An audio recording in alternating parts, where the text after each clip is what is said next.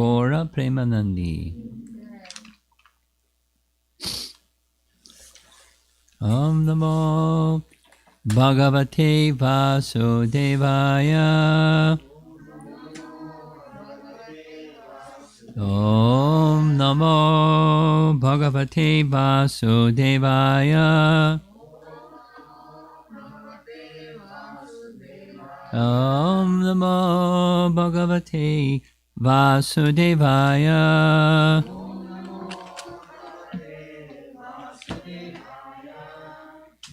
So we're starting a whole new section this evening. Text 41 from Canto 10, Chapter 14. The prayers of Lord Brahma have just completed yesterday evening, and now we're continuing with what happens next. He's going to take leave of Krishna, and we're going to hear some very interesting comment from our acharyas about things that the devotees have been wondering about, why he's leaving and the whole situation. So, text 41. Shri Shuka Uvacha.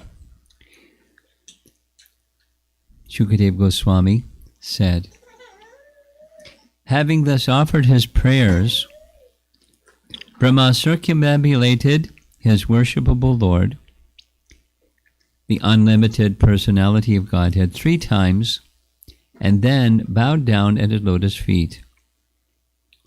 The appointed creator of the universe then returned to his own residence. Purport. Although Lord Brahma had prayed to take birth as a blade of grass in Vrindavan, or even in the area surrounding Vrindavan, Lord Krishna, by his silent response to Brahma's prayers, indicated that Brahma should return to his own abode. First, Brahma had to complete his personal devotional service of universal creation, semicolon. Then he could come to Vrindavan and get the mercy of the inhabitants there. In other words, a devotee should always be attentive to executing his personal devotional service properly. This is more important than trying to live in the Lord's abode. Practical lesson, huh?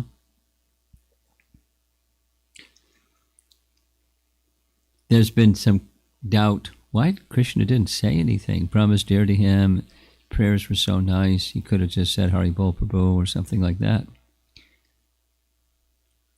By his silence, he was indicating, well, we hear his forgiveness and many other things. Vishwanath Chakravarti Thakur writes, what was desired by Brahma, Abhishta? Actually, he desired to attain Krishna in Vrindavan. However, he also desired to be sent by the Lord to Brahmaloka, his own abode, because in his responsibility as the creator of the universe, if he gave up his post, the universe would not work properly. According to the reasoning of Brahma Sutra 3.3.33, here he doesn't give Sanskrit, but the same is referred to by Jiva Goswami. The Sanskrit is there. The Devatas remain in the world until the until the end of their tenure. We'll give you the Sanskrit shortly, but he has to stay because there isn't another Brahma to take his post. He has to stay.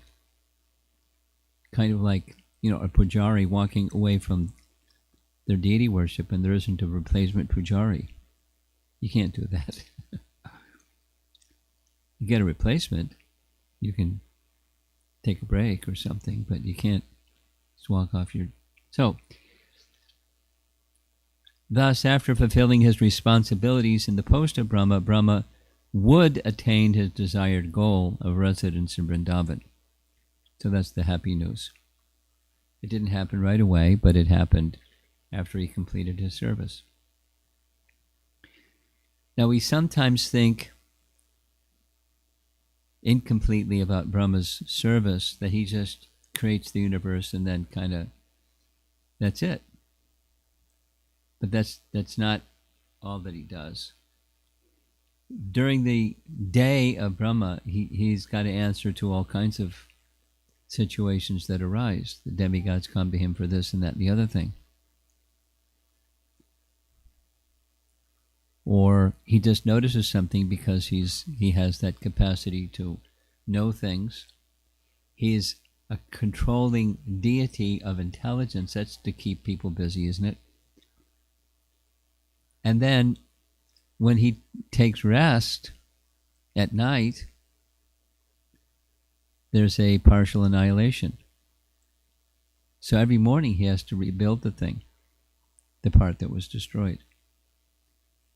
Every morning for 100 years. And so things will not be in order if he just were to go with Krishna back to Krishna Loka or whatever, or stay in Vrindavan and let the universe go on its own. Not good. Krishna didn't want that. Jiva Goswami writes, Brahma praised in many ways the Lord who cannot be circumscribed, Bhumanam. That is mentioned in further commentaries. Cannot be circumscribed. What does that mean? Cannot be circumscribed. You can't limit him. You can't contain him. He fits in this space. He can't be circumscribed. It's unlimited. He praised with devotion the Lord who pervades everywhere. Circumambulating Krishna 3 times, he departed for his abode, which was the desire of Krishna, who was silent when Brahma requested to be near Krishna. Since Brahma was the creator of the universe, Jagat Data, creation could not continue in the universe without him.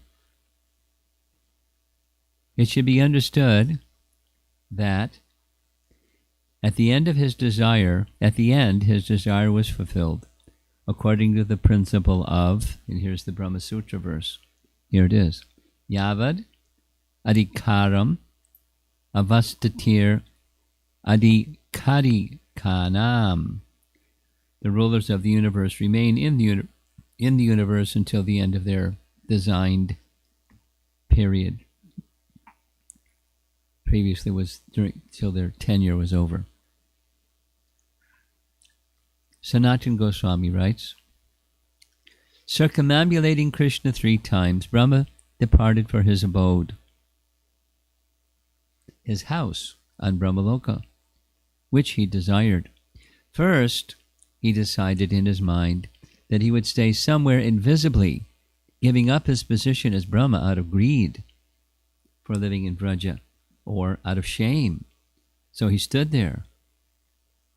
Receiving at that time the mercy of the Lord, he went to his dear home because he was the maintainer of the universe. If he gave up his post, the creation of the universe could not take place properly. Thus the Lord sent him home. And then a really short commentary, Jiva Goswami writes in his Krama Sandarbha, Shukadev Goswami said, having thus offered his prayers to the unlimited Lord, that's, cannot be circumscribed, Brahma circumambulated him 3 times and then bowed down at his lotus feet. The appointed creator of the universe then accomplished his desire, the Lord. He accomplished his desire, Swadhama, which was hinted by Krishna, who was silent when Brahma requested to be near Krishna. It was hinted by his silence. Okay. He could have said okay, but he just was silent, which meant okay.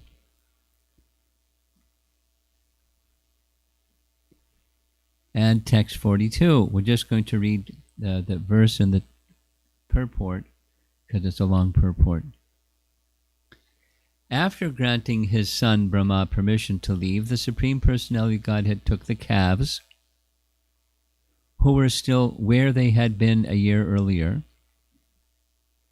and brought them to the riverbank, where he had been taking his meal and where his cowherd boyfriends remained just as before. Now this can be read in two different ways. One way is Brahma left them at a certain place, Krishna retrieved them. Another is they never left the place where Brahma supposedly thought that he took them. That's another reading you'll hear. Purport. The word swa bhuvam, to his own son, indicates that Lord Krishna forgave the offense Brahma had committed and treated him with affection as his son. It is stated in this verse that the original cowherd boyfriends and calves were situated just as before, namely near the bank of the Jamuna River and in the forest, respectively. The cowherd boys were having lunch near the river. The calves were in the forest, grazing, and when Krishna went back, there they were, just as they were before. Previously, the calves had disappeared within the forest, and Lord Krishna had gone to search for them. Not finding them, the Lord had returned to the river bank to discuss the situation with his cowherd boyfriends, but they had also disappeared. Now the calves, were once again in the forest, and the boyfriends once again on the bank of the river, ready to take their lunch. According to Srila Sanatana Goswami, the calves and boys remained in the forest and on the riverbank respectively for 1 full year.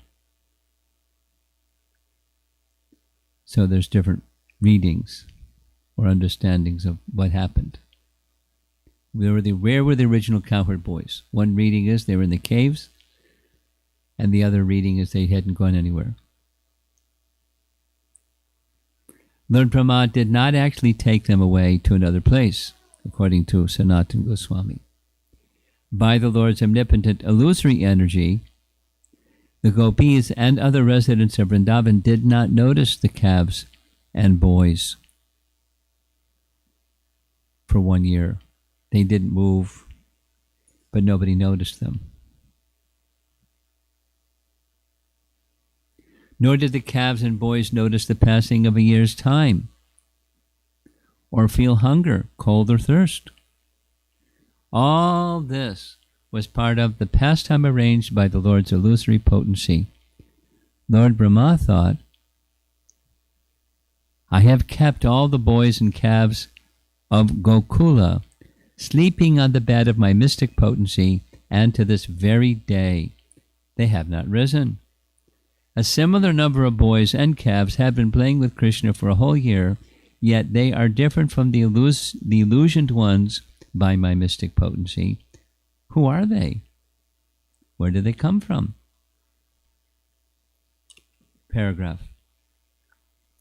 Nothing is invisible to the Supreme Lord, thus Lord Krishna appeared to be searching for the calves and boys, only to enact the dramatic pastime of bewildering Lord Brahma. After Brahma surrendered and offered prayers, Lord Krishna returned to the original boys and calves, who appeared exactly as before, although their size had somewhat increased because of 1 year's growth. Paragraph. According to Srila Vishwanath Chakravarti Thakur, since Lord Krishna was playing exactly like an innocent young cowherd boy in Vrindavan, after four-headed Brahma offered his prayers, the Lord maintained his role as a young cowherd boy and thus remained silent before Brahma. Krishna's silence indicates the following thoughts. Quote, where did this four-headed Brahma come from? What is he doing? What are these words he keeps speaking? I'm busy looking for my calves. I'm just a cowherd boy and do not understand all this, unquote. Lord Brahma had considered Lord Krishna an ordinary cowherd boy and had treated him as such.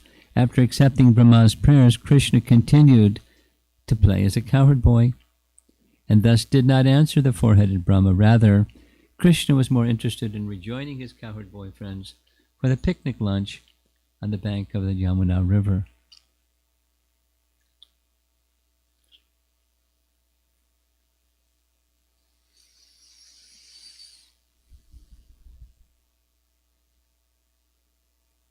Yayatama prapadyante tang sataiva bhajamyaham. Do you know that verse? No? As they surrender unto me, I reward them accordingly. You know that verse? No? No? In Bhagavad Gita, Krishna includes everybody, meaning the bad people and the good people, everybody. And everybody, all varieties.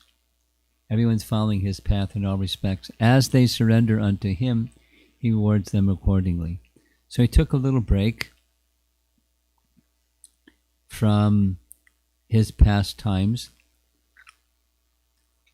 just for the time that he was there receiving the prayers of Brahma, and Brahma was going back and forth looking for where's the cowherd boys? How come they're there? They're on the bank of the river Jamuna having lunch when I put them in the cave, and so forth.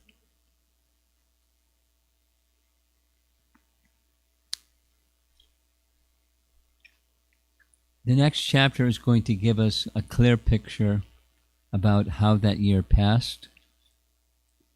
But this particular verse is, well, did Brahma actually steal the calves and cowherd boys and put them in a cave or not? And one understanding is yes.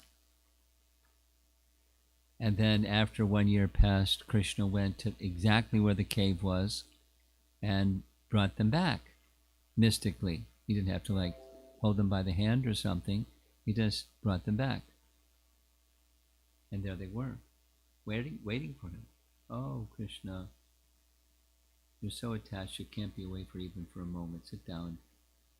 They're like that. So the cowherd boys they're absorbed in loving pastimes with Krishna, and by however it happened, Krishna's mystic potency was surely at play, because the boys that were put in, whether in the cave or they stayed in the same place, they were unaware that a year passed. And they weren't hungry. And they weren't thirsty. And they weren't aware of passage of time for a whole year, although their bodies grew. But it's very amazing, but Krishna's potencies are amazing. And as he can grow and develop living entities from nothing, or from just seeds, he can also engage them however he likes, and engage with them however he likes. It's the pastimes of Krishna are there's lessons, there's practical lessons of life. Stay with your service, Prabhus. The idea of going to Krishna, fantastic. Stay with your service, Prabhus. Cultivate that inwardly. That's wanted. Don't leave your service while you're cultivating that inwardly. That's our process. Just illuminating a little bit about Raganuga Bhakti. The Vaidhi Bhakti continues. The regulations of Vaidhi Bhakti continue always. And internally one cultivates a certain following a certain resident of Vrindavan, a certain mood of devotion towards Krishna. And now Brahma has left the picture. He's gone back to his abode to maintain the universe. But what's he feeling inside? I can't wait until this duty is finished, so I can, because Krishna is going to take me to Vrindavan and be one of his associates. But now I have this service. Very practical in terms of our service, our lives. We may be, it's much easier to be absorbed in doing things and try to do things nicely. Cook the meal nicely, or keep the house clean nicely, or do your homework nicely, or do something you do nicely. Drive safely in the snow to get to your destination, or whatever it is that you have to do. To do it nicely, and it's nice, and it's part of bhakti to do those things conscientiously and carefully and attentively and so forth, because it's an offering to Krishna, whatever the thing is. But the inward cultivation is another important dimension to our unfolding of bhakti. And hearing these topics is part of that stimulation of that kind of attraction for Vrindavan and the residents of Vrindavan. And Krishna's liking, it's not like he was neglecting Brahma, but as we just read, after accepting Brahma's prayers, Krishna continued to play as a cowherd boy, and thus did not answer the four-headed Brahma. Rather, Krishna was more interested in rejoining his cowherd boy friends for the picnic lunch on the bank of the Jamuna River. And they're equally attached to him. And he's reciprocating Yayatamam Prapadyante, the verse again. He's reciprocating with each devotee according to their desire. He fulfilled Brahma's desire, and he will fulfill the ultimate desire, and he has some other desire that he got the post of being the creator of the universe because he has such a desire, and he has the capacity. So Krishna invested him with the fulfillment of that desire and the capacity. So you do your service till it's done, as is being pointed out by Vedanta Sutra or Brahma Sutra verse. Even the demigods, what to speak of us, we should carry out our duties until the allotted time, all the while inwardly cultivating Krishna Bhakti. Okay, let's see if there's some discussion.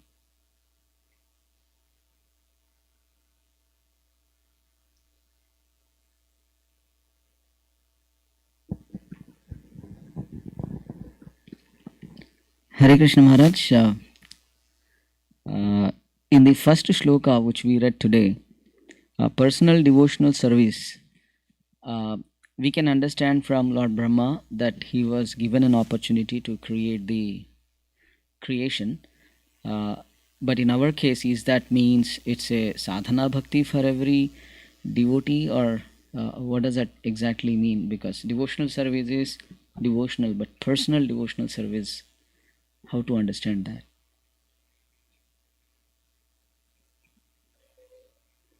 I'm not sure what you're asking. Brahma has sadhana too, and we have sadhana too. Okay, when I mean that, there are two levels of bhakti: sadhana bhakti and raganuga bhakti. Spontaneous love as well as the other one, right? So Okay. Lord Brahma, being a pure Vaishnava, he is already at a raganuga, spontaneous love. But person like me, it should be... He's not already at the Raganuga spontaneous love stage. Okay. He's not Raganuga specific. Anuga means a follower, and Raga means attraction.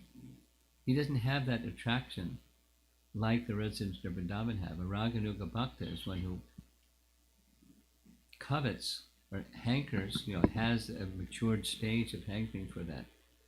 He developed it by this visit, the seed-like form. But that's not, he's a pure devotee, but not all pure devotees are Raganuga Bhaktas. Oh, okay. And when Let's it, say Prahlad Maharaj or Dhruva Maharaj, they're Vaikuntha-vasis. They're not Raganuga Bhaktas. They're pure devotees. okay, so does that mean that the residents of Vaikuntha are not Raganuga Bhaktis? You just repeating what I said. Yes, that's what it Ah, means. okay. They're pure devotees. But Raga is specific to the love of the residents of Vrindavan. Thank you, Maharaj. One other thing, in the next shloka purport, Srila Prabhupada writes, Lord Krishna creates this with illusory energy. So I was wondering, whenever Krishna does, it is internal potency generally, and illusory energy is external energy, right, Maharaj? So is my understanding right or wrong? What your understanding is right, but what's the context? I mean, when Lord Krishna keeps the people, I mean, all the cowherd boys and cows, they were in a state where they don't know what is what. They have no thirst. They have no. I mean, for 1 year they don't know what is happening. So they were under some maya. That is internal potency. I was thinking. Yes. But Srila Prabhupada writes it's illusory energy. Oh, I see. So that's where I was little confused. So. Well, Yogamaya can create illusion also. So the use of the term illusory potency, we're accustomed to it being Mahamaya, but there's an illusion of Yogamaya, and it's not just this example, but Yogamaya creates an illusion. Yeah, as I hear Yogamaya Samavrata, everybody will be covered by the Yogamaya. But So Yogamaya Samavrata means Mahamaya. The verse in Bhagavad Gita is the reflection of Yogamaya, known as Mahamaya. okay. Naham Prakasha Sarvasya Yogamaya Samavrata. That's the verse you're referring to. Yes, Maharaj. That's the reflection of the internal potency Yogamaya in the form of Mahamaya. That's what that verse is referring to. Makes sense, Maharaj. Thank you.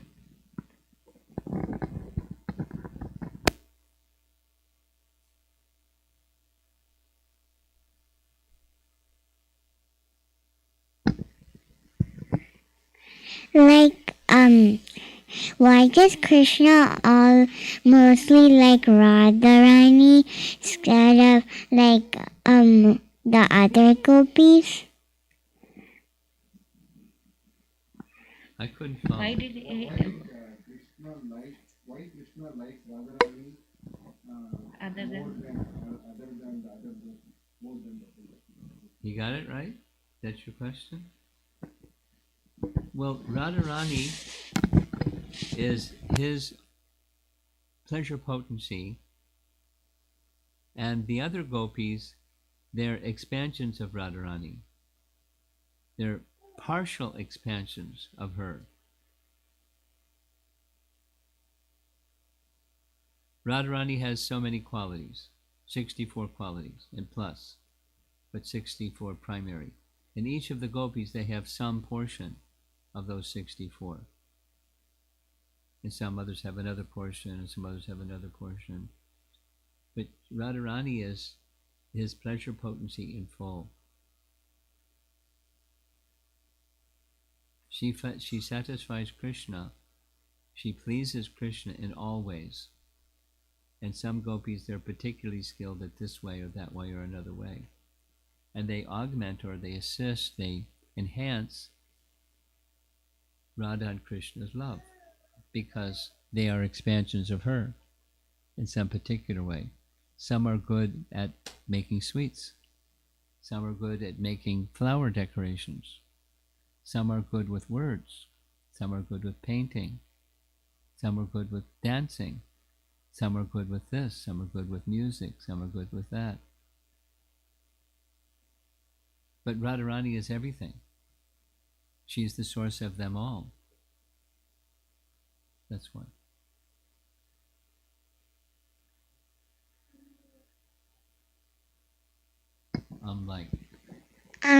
Like, why does Krishna steal butter? Why does Krishna do what? Why does he eat butter? Or why does he steal butter? Oh, he likes stealing. Why does he like stealing?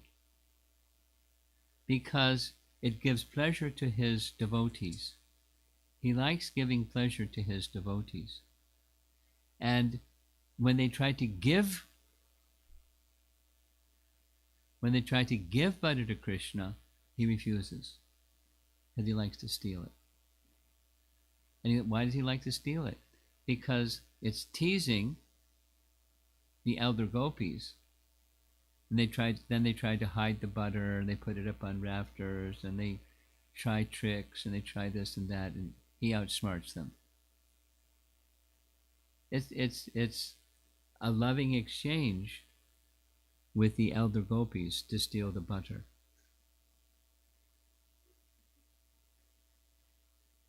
It's a little mysterious. We definitely should not steal butter or steal anything.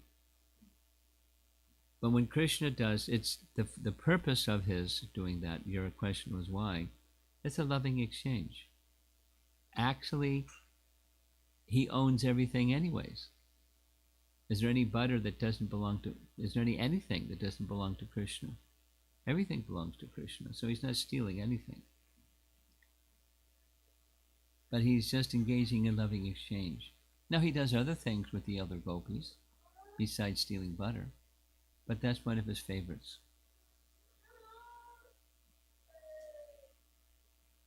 Krishna will sometimes act in a contrary way because it stimulates the love of his devotee, and not an ordinary but an exceptional and special way.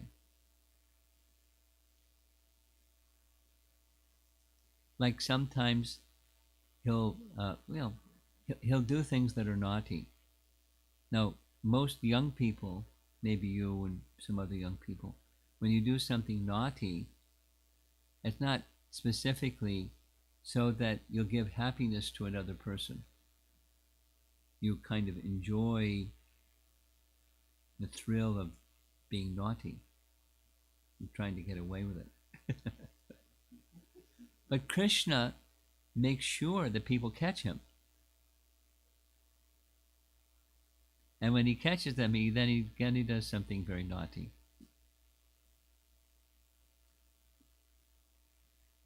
If there's little children in the house, he'll go and pinch them and make them cry, and then run from the house. Now that's not nice. You don't pinch babies. But when Krishna does, it's stimulating the love of the devotees. And these are the little babies, they're his devotees too. But it's a kind of intimacy that happens when there's such close affection, including his stealing butter. Mother Jasoda says, I don't believe it. You say he steals butter. Do you know how many cows Nanda Maharaj has?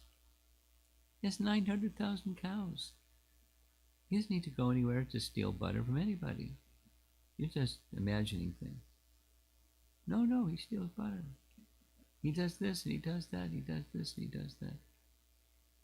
And they're laughing as they're saying it. It's that they're enjoying, they're not angry at Krishna. They're enjoying his pastime. And they're enjoying saying it to Mother Jasoda with laughter. And anyway, it's for stimulating ecstatic love. That's why he does.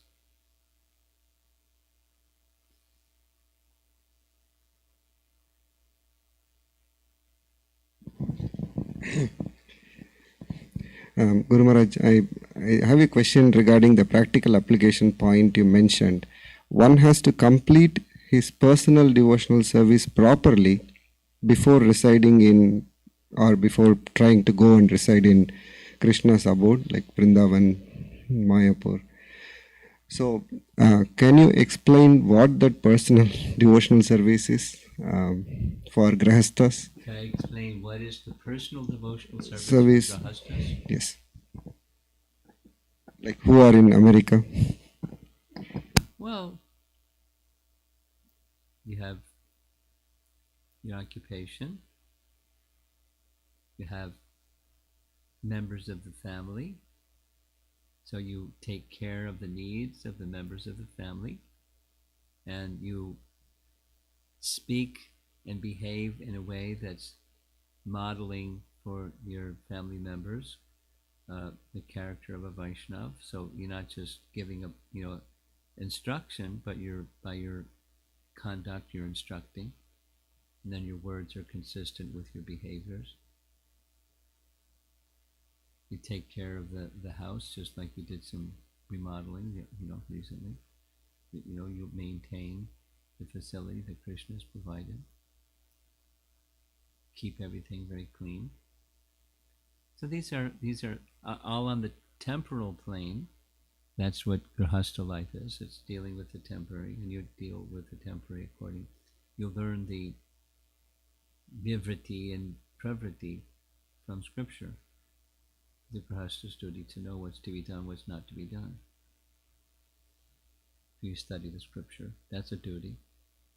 And then you follow it. And you model it.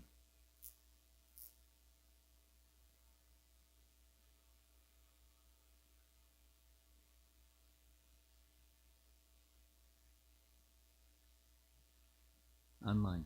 I think we're ready for online. Let's go online. Let's go online. We'll come back. Our online people feel neglected if we don't.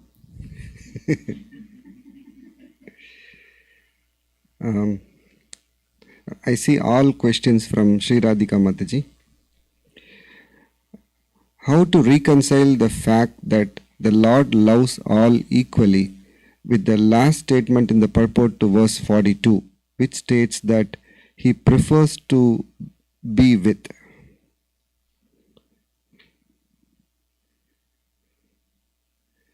I think the question continues. I understand that Krishna is a person with preferences who reciprocates according to the sentiment of the devotee.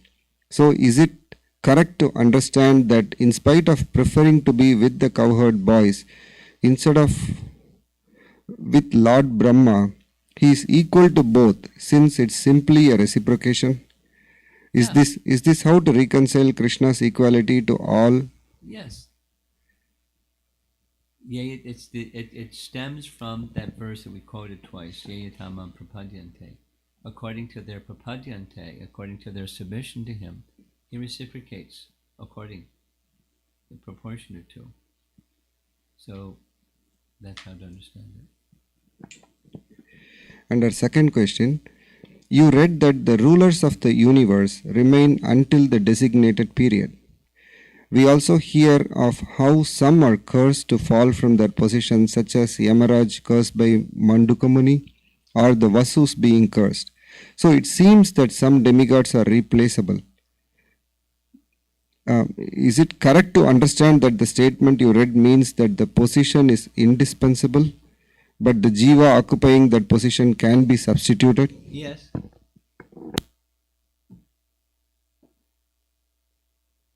But don't forget a few things. These powerful personalities can be simultaneously present in multiple places. They don't have to hang a sign out. Yamaraj did not have to hang a sign outside his door saying, "Sorry, I'll be back after some time. I got cursed by Mandukamuni." Now, in his case, there was someone else to take that post, but in some cases there isn't. But expansions, is a facility for demigods and higher beings.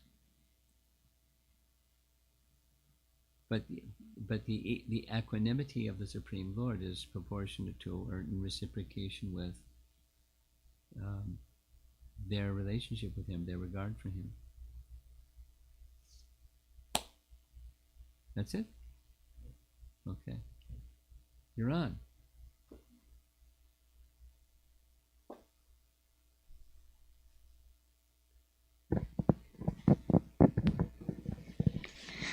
I have three more questions. Two more. Three more. Okay, slowly. The first one is, why is Krishna the Lord? Why is Krishna the Lord?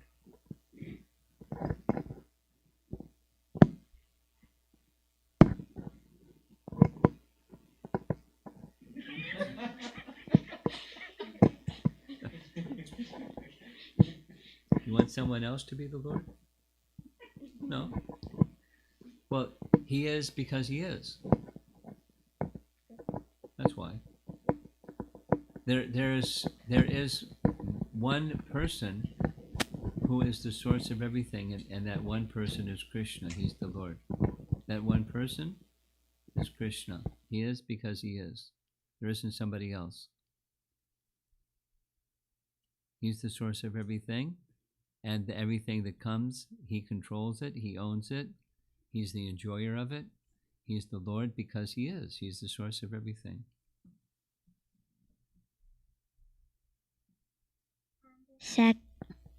You're on. The second one is, why do we offer to Krishna?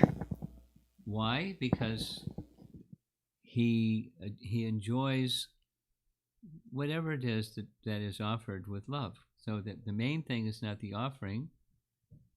The offering is important, but the main thing is the love with which you offer something. Just like when you sing. Do you like to sing? Yeah. So when you sing, it's not just singing, it's the consciousness of offer this to Krishna. Because birds can sing, and monkeys can make noise, and they can, so the difference for you when you sing is that your consciousness, the purpose of your singing is to please Krishna. That's what's pleasing to Krishna. That's why we offer things to Krishna, because it's pleasing to him. Why does Krishna live in Goloka? Why does what?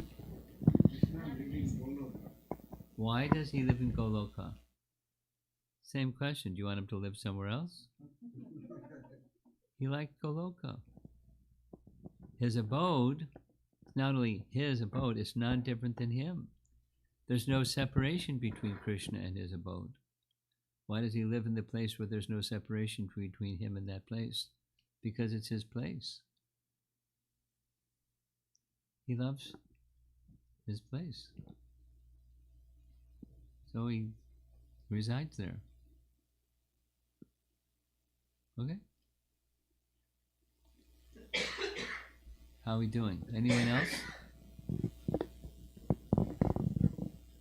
We're done. You have, okay. Maharaj, in this we hear two things. At one side, one of the acharya says that the boys and cows are taken away by Lord Brahma. Yes. Others, I mean, Sanatana Goswami is saying something different. We discussed this. Yes, I mean to say that's true. How to reconcile, when we are trying to preach or talk about this pastime, what point we should emphasize it? If you say both, people will get confused. You don't have, when you're preaching, you don't emphasize. There's two ways that our acharyas have looked at things. Some say this and some say that. When you're preaching to newer people, you don't go there. Okay. Brahma stole, put them. So okay. Then it's a nuance, because Sanatana Goswami. If I had not read this, you wouldn't even know this other thing. Mm-hmm. But Sanatana Goswami has this perspective or realization. Mm-hmm. So we don't go there. That's what we do with new people. We just Brahma stole the calves and the cows. Sure, the calves and the cow herd boys. It's really simple. Thank you.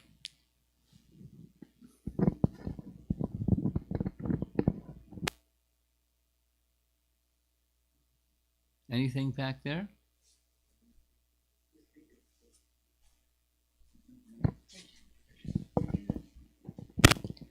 Where does Krishna live? Goloka. No, I mean, where was Krishna born? He was born in Mathura, which is that's outside of Vrindavan. That's where he was born. But then he went to his home, which is Goloka, Gokula. You have something? No? Okay.